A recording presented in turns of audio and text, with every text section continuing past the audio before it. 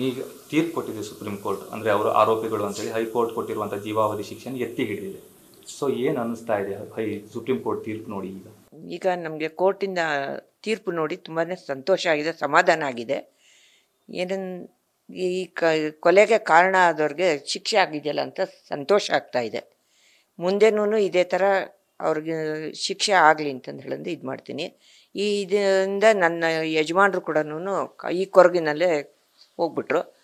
ಈಗ ನನ್ನ ಮಗಂಗೆ ಮತ್ತು ನಮ್ಮ ಯಜಮಾನ್ರಿಗೆ ಇಬ್ಬರಿಗೂ ಈ ಒಂದು ತೀರ್ಪಿನಿಂದ ಅವರ ಆತ್ಮಕ್ಕೆ ಶಾಂತಿ ಸಿಕ್ಕತ್ತೆ ಅಂತ ಹೇಳಿದಂದು ಸಮಾಧಾನ ಆಗಿದೆ ಅಷ್ಟೆ.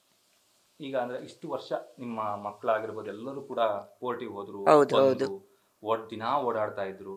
ಸೊ ಅವಾಗ ಏನು ಅನಿಸ್ತಿತ್ತು, ಇಷ್ಟು ದಿನ ಕೋರ್ಟಿಗೆ ಅಲಿಯುವಾಗ ಇನ್ನೂ ಆಗಿಲ್ವಲ್ಲ ಅನ್ನೋ ಒಂದು ಕೊರಗಿದ್ದೇ ಇರುತ್ತಲ್ಲ?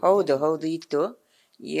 ಯಾವಾಗ ದೇವರು ನಮ್ಮ ಕಡೆ ಕಣ್ಬಿಟ್ಟು ನೋಡ್ತಾನೆ, ನಮಗೆ ಯಾವಾಗ ನ್ಯಾಯ ಸಿಗತ್ತೆ ಅಂತಂದು ಹೇಳಂದು ತುಂಬ ಆಸೆ ಇಟ್ಕೊಂಡಿದ್ವಿ. ಆ ದೇವ್ರ ಅದನ್ನು ನಮ್ಮ ಆಸೆನ ನೆರವೇರಿಸ್ದ ಅಷ್ಟೇ. ನ್ಯೂಸ್ ಫಸ್ಟ್ ನಿರ್ಭೀತಿಯಿಂದ ನಿಮ್ಮ ಪರವಾಗಿ.